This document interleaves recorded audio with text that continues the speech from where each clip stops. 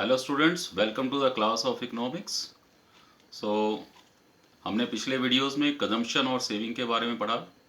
If you have any doubt you can see our previous videos regarding consumption and saving. So आज हम कुछ relationships के बारे में पढ़ेंगे। So first relationship is relationship between average propensity to consume and average propensity to save. औसत उपभोग प्रवृत्ति और औसत बचत प्रवृत्ति में क्या संबंध है। अगर हम इनको ऐड करें APC और APS को, तो APC होता है C अपॉन वाई और APS होता है S upon Y, saving upon income, और C upon Y is consumption upon income. So if we add them we get Y upon Y because C plus S is income, consumption plus saving is equal to income. That's why we get Y upon Y, and APC plus APS its value is equal to 1. तो इसको आप याद रखेंगे, जो मैंने box में लिखा हुआ है this is just to remember you, आप इनको अलग से नोट डाउन कर लें, ये बड़ी इंपॉर्टेंट फॉर्मूले हैं. सो APC प्लस APS यानी एवरेज प्रोपेंसिटी टू कंज्यूम और एवरेज प्रोपेंसिटी टू सेव को यदि हम प्लस कर दें तो 1 के इक्वल आता है. 1 मीन्स 100%, क्योंकि दोनों की वैल्यू 0 और 1 के बीच में रहती है. क्योंकि APC शो करता है कि टोटल इनकम का कितना परसेंट कंज्यूम किया जा रहा है, APS शो करता है टोटल इनकम का कितना परसेंट सेव किया जा रहा है. तो यानी टोटल कंजम्पशन और टोटल सेविंग ये शो करते हैं. तो दोनों को प्लस कर दिया है तो ये 1 यानी इनकम के बराबर आ जाता है. इससे हम कंक्लूजन निकाल सकते हैं कि अगर APC plus APS equal to 1 होता है तो APC is equal to 1 minus APS और APS is equal to 1 minus APC. इसी तरह से जिस तरह से हमने रिलेशनशिप APC और APS के बीच में देखी, इसी तरह relationship between MPC and MPS, marginal propensity to consume and marginal propensity to save. तो अगर हम इन दोनों को प्लस करें तो मार्जिनल प्रोपेंसिटी टू कंज्यूम होता है change in consumption upon change in income, that is delta C upon delta Y. Similarly marginal propensity to save ये होता है डेल्टा S यानी change in saving upon change in income. So if we add these two terms, so we will get delta C plus delta S upon delta Y, or change in consumption or change in saving they are equal to change in income. So we can write change in income instead of delta C plus delta S. So it is change in income upon change in income, that is equal to 1. इस तरह से MPC और MPS इन दोनों की value को यदि हम add करें, इन दोनों की वैल्यू ही 1 के इक्वल आती है. इस तरह हम कंक्लूड कर सकते हैं कि MPC is equal to 1 minus MPS and MPS is equal to 1 minus MPC. Students, जो मैंने फॉर्मूले बॉक्स में लिखे हैं ये आपके एक्चुअल फॉर्मूले हैं, इनको आपने ध्यान में रखना है. Now the next term is a investment. निवेश होता क्या है? Investment is the expenditure made on capital goods. पूंजीगत वस्तुओं पर किया गया व्यय इन्वेस्टमेंट कहलाता है, निवेश कहलाता है. पूंजीगत वस्तुएं कौन सी होती हैं? जैसे मशीनरी होगी, फैक्ट्री के बिल्डिंग हो गए, टूल्स एंड इक्विपमेंट्स हो गए. All these are included in the capital goods, पूंजीगत वस्तुएं. एक साल में एक अर्थव्यवस्था में जो पूंजीगत वस्तुओं पर खर्च किया जाता है, व्यय किया जाता है, उसे हम निवेश कहते हैं. देन निवेश का क्या क्या इसका हमें मेरिट है? एक देश के लिए निवेश कैसे फायदेमंद है? क्योंकि निवेश से हमारी प्रोडक्शन कैपेसिटी बढ़ती है. यदि इकोनॉमी में निवेश होता है तो इकोनॉमी की प्रोडक्शन कैपेसिटी बढ़ेगी और प्रोडक्शन ज़्यादा होगी. प्रोडक्शन ज़्यादा होगी तो इकोनॉमी की इनकम भी ज़्यादा होगी. Investment increases the production capacity of the economy according to J.M. Keynes. Because here aggregate demand aggregate supply के बारे में जो हम पढ़ रहे हैं ये J.M. Keynes की मोस्टली हम थ्योरी पढ़ रहे हैं. तो केन्स ने अपनी इस थ्योरी में इन्वेस्टमेंट को 2 प्रकारों में बांटा है. एक इंड्यूस्ड इन्वेस्टमेंट, पहली है इंड्यूस्ड इन्वेस्टमेंट यानी प्रेरित निवेश. प्रेरित निवेश यानी ये किसी चीज से प्रेरित होता है. किस चीज से प्रेरित होता है? It is that type of investment which is depend upon income level of the economy. यानी ये एक ऐसा निवेश है जो अर्थव्यवस्था के आय के स्तर पर निर्भर करता है. यानी यदि अर्थव्यवस्था का आय का स्तर बढ़ता है तो निवेश भी बढ़ेगी और अर्थव्यवस्था के आय के स्तर कम होने के साथ साथ ये निवेश भी कम हो जाता है। ऐसा क्यों होता है कि यदि इनकम लेवल बढ़ता है तो निवेश भी बढ़ जाता है? ये इसलिए बढ़ता है क्योंकि इनकम लेवल बढ़ने से लोग ज़्यादा वस्तुओं की डिमांड करते हैं, यानी एग्रीगेट डिमांड बढ़ जाती है। और एग्रीगेट यदि इकोनॉमी में प्रोडक्शन उतनी नहीं है तो प्रोड्यूसर्स को कोप अप करने के लिए ज़्यादा वस्तुएं उत्पादित करने के लिए निवेश अधिक करने की कोशिश करते हैं। तो जो निवेश आय के स्तर पर निर्भर करता है उस निवेश को हम कहते हैं प्रेरित निवेश, induced investment. So that investment which depend upon the level of income of the economy is known as the induced investment. Induced investment increases with the increase in income and decreases with the decrease in the level, decrease with the income level of the economy. So आगे मैंने आपको समझाया, मैंने हिंदी में समझा दिया है। So with the increase in income level, people demand more goods and services. Hence the producer invest more to fulfill the demands of the economy and vice versa is also true. यानी यदि income level कम होता है तो लोग कम वस्तुओं की demand करेंगे, कम वस्तुओं की डिमांड करेंगे तो प्रोड्यूसर्स के पास सरप्लस प्रोडक्शन बचेगी और नेक्स्ट ईयर वो अपना निवेश कम कर देंगे।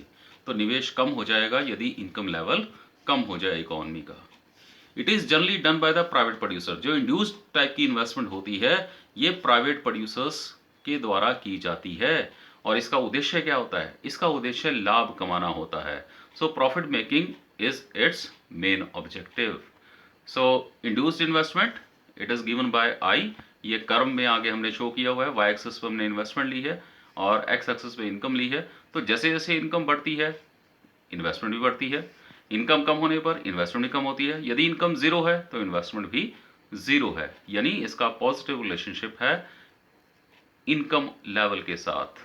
सो इंड्यूस्ड इन्वेस्टमेंट इज ये पॉजिटिवली स्लोप्ड कर्व है। So this way we can draw.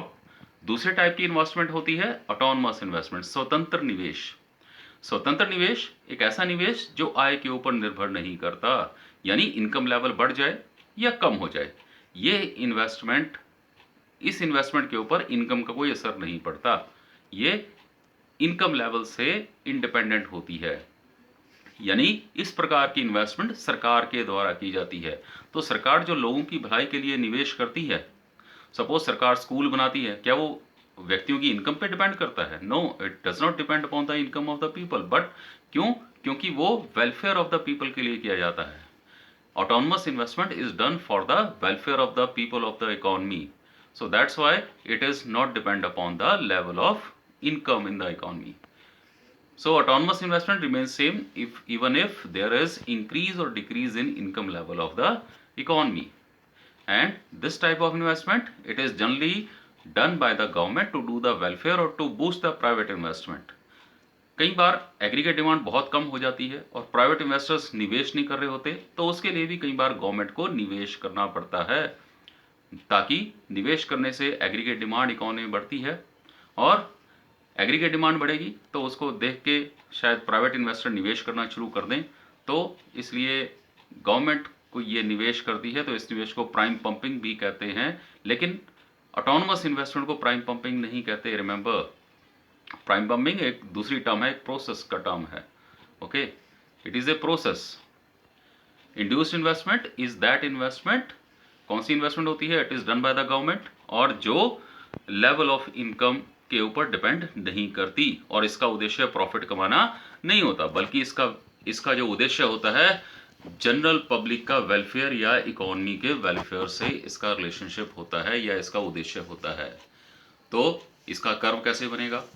Income level चाहे बढ़े या कम हुए इन्वेस्टमेंट लेवल सेम रहता है। मींस ये जो इन्वेस्टमेंट है ये इनकम पर डिपेंड नहीं करती, तो इसका जो कर्व बनेगा वो एक्स एक्सिस के पैरेलल बनेगा।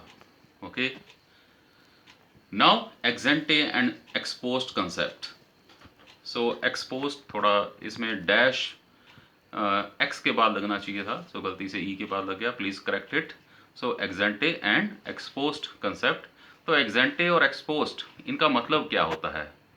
एक्सेंटे इट मीन्स प्लान्ड, जबकि एक्सपोज्ड का मतलब एक्चुअल, मतलब जिस चीज की हम योजना बनाते हैं उसको हम एक्सेंटे कहते हैं और जो एक्चुअल में होता है दैट इज कॉल्ड एक्सपोज्ड।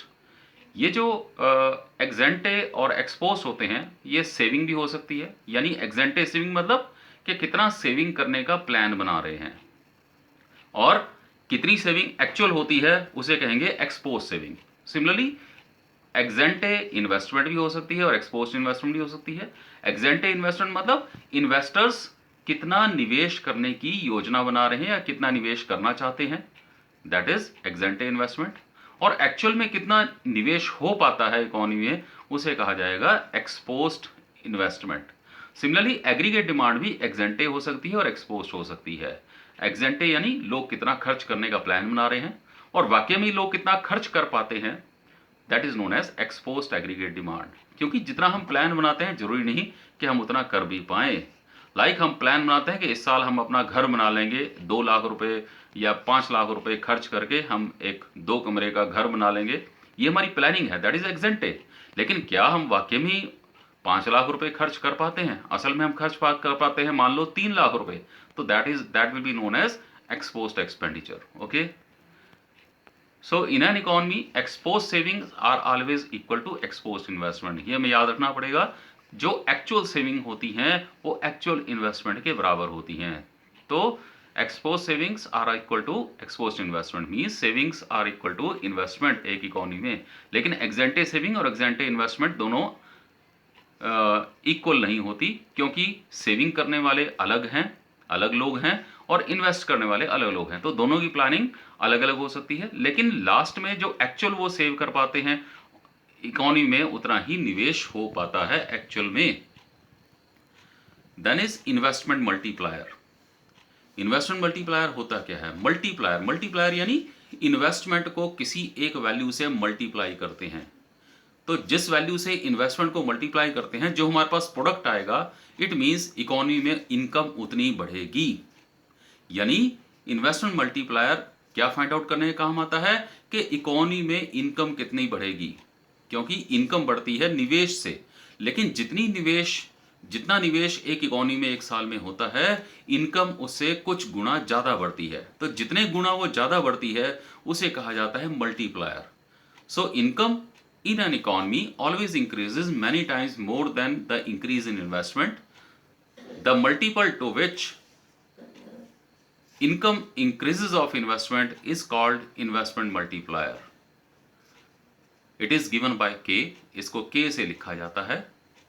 जैसे with the investment of ₹1000 crores, अगर 1000 करोड़ रुपए का निवेश होता है, if the income in the economy increases by ₹5000 crores, और 1000 रुपए के निवेश के कारण इकोनॉमी में इनकम 5000 करोड़ रुपए बढ़ जाती है, तो कितने गुना ज्यादा बढ़ी वो?